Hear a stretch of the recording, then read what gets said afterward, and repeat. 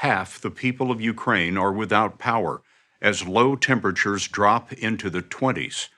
Russia is attacking civilian utilities with new waves of missiles in relentless assaults that the United Nations calls war crimes. Even before Russia's invasion last February, more than 1,000 Ukrainian children were already at war. They were fighting cancer. Russian attacks on hospitals put these fragile children in immediate danger. The First Lady of Ukraine asked the world for help, and a renowned American hospital and 21 countries answered the call. What followed was an improvised flight to safety that Ukraine called the Convoy of Life. The story will continue in a moment. The joy in 2-year-old Melania defied both cancer and war. But if she was to live, her family had to escape Ukraine. In February, her mother, Roxolana Semaraz, joined the jam of thousands of refugees struggling to cross into Poland. People were walking for miles, she told us, leaving their cars and belongings behind. They would only take with them their most precious ones, their children and pets. My heart was tearing apart. At the border, Roxolana's desperation rose with the temperature of Melania's cancer drug she was carrying. It had to be refrigerated, but now they were trapped. After waiting in line at the border for over 24 hours, and it would get warmer during the day, I had no storage for the medication, and that's when I would become desperate. I didn't know what to do, how to have hope for the treatment of my child. Mothers across Ukraine were losing hope for their sick children. This was the scene in the capital, Kyiv, outside the window of Okhmedet Children's Hospital. Dr. Lesia Lasitsia told us, as the missiles flew, she rushed patients to the basement, many on chemotherapy. All of the patients were very sick, she told us.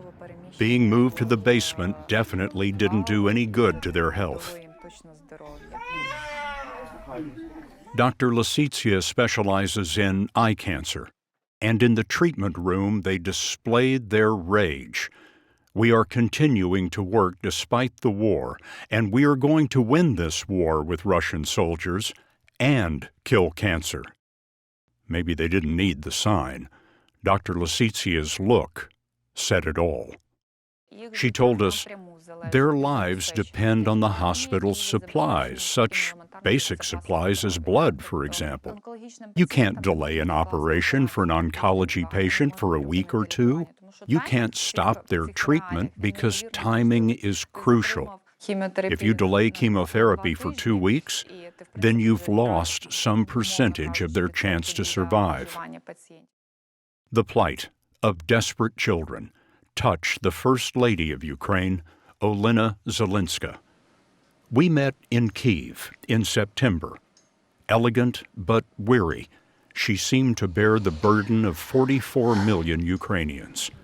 Kids with cancer were among the first to find her empathy. How did you work with other countries to evacuate these cancer patients? On my level, I can speak with the First Ladies. For this convoy to work, they needed to set up the system in their countries, making sure that physicians and hospitals in their country would accept the children for treatment. Jill Biden responded for the United States, Brigitte Macron for France, Agata Kornhauser-Duda for Poland, and many others. They helped activate charities and medical societies. We had a big team, everyone helping each other, and I am very grateful for that. That team likely saved the life of 17-year-old Yasmin Alkati, a woman who impressed us with the creativity, personality, and love of life that are rich in those who know they can lose them. In February, doctors ordered her into chemotherapy to save her leg from bone cancer. But before that happened, Russia invaded. In March, Yasmin joined the Convoy of Life. Patients throughout Ukraine took buses and trains to a children's hospital in Lviv, near Poland. After treatment there, the children and their families crossed the border, where they boarded a medical train. The entire route could take days or weeks, but throughout the exhausting journey, at least Yasmin had her mother to lean on. When we see you on the train, you are moving into the unknown in that moment. Yes, Yasmin told us. On that journey, we didn't know what country on the destination list we would end up in. You're on the train, hoping for the best, trusting doctors, hoping it will all be fine. But, as you said, you're moving into the unknown. Where will I be tomorrow? The answer turned out to be this improvised triage center in Poland, set up by an American hospital, St. Jude Children's Research Hospital of Memphis, Tennessee, named for the patron saint of hopeless causes. There are patients who are more likely to get sick than others, and so we want to identify those patients so we can pay attention to them when they get here. That's Dr. Marta Salik of St. Jude, who helped organize the triage center in an empty hotel in the Polish countryside. The children would get escorted from Lviv to the border so that they didn't have to wait in line. And then they would cross the border into Poland. The children who were sick would go straight to the hospital with an ambulance, sometimes a helicopter. The ones that were stable would take this really impressive medical train that had medical staff. They had an ICU and a surgical theater. And they would take this train to a city called Kielce that was close to where a Unicorn Clinic was. The Unicorn Clinic was the name they gave to the hotel that could hold 300 refugees, patients and their families. Medical records were translated and hospitals found for treatment at no charge in 21 welcoming countries. I suspect you'd never heard of Memphis, Tennessee. I just knew there was such a place, but not much else. In March, Yasmin Al-Qadi arrived in Memphis for treatment at St. Jude. What are the doctors telling you now? I have a few rounds of chemotherapy left.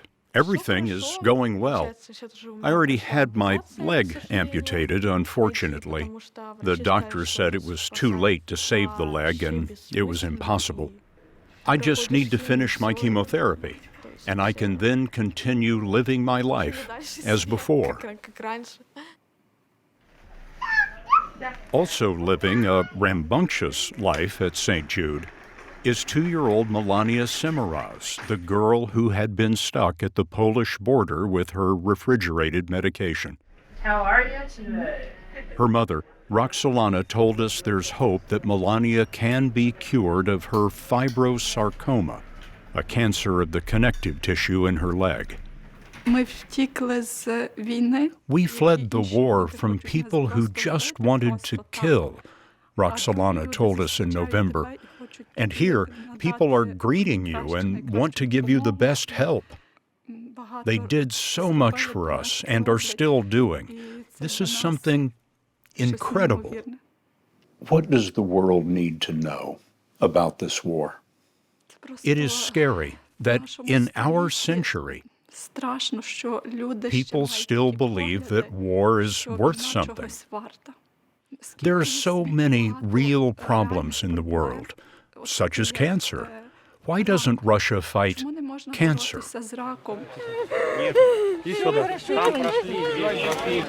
But rather than fight disease, Russia is attacking medicine. The UN says Russia has assaulted hospitals and clinics 630 times.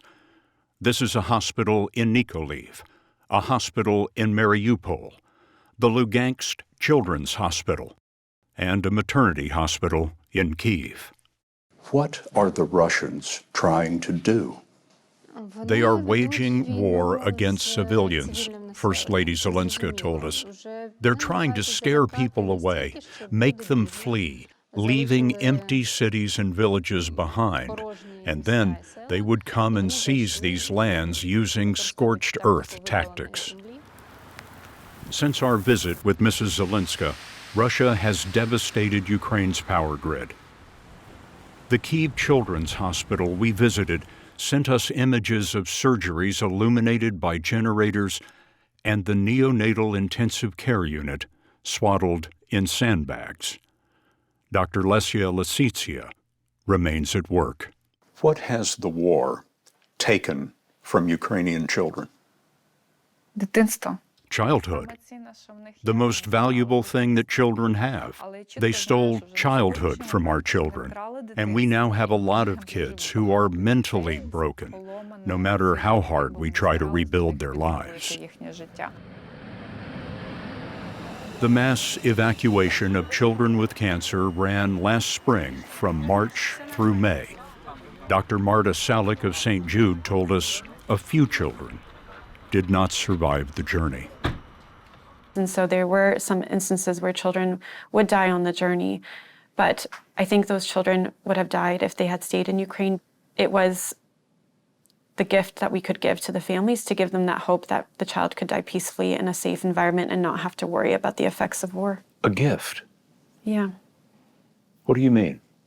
I can't imagine being a parent who has a child that with a chronic condition that is approaching end of life, and the family member has to worry, will the hospital be struck by a missile? At the time, the decision was to evacuate those children with the risk that they might die en route. But if that would bring peace to the family as they were going through this terrible circumstance that was also now affected by war, then it felt like the right thing to do at the time. Providing these children with a safe place to die. Yeah. It's really important. And so we honored that request. By recent count, the Convoy of Life evacuated 1,119 children into a welcoming world, allowing their families to fight one war at a time. I wonder what you'd like to say to the Americans who have welcomed your family. Wherever I go, I want to say thank you to every person that I meet. I feel like I want to scream out loud to everyone, thank you. America gave this to us.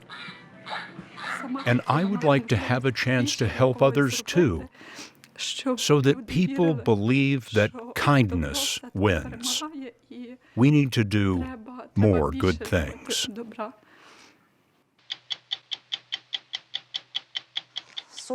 Stories of the sick who stayed, the children fighting cancer in a war zone at 60minutesovertime.com.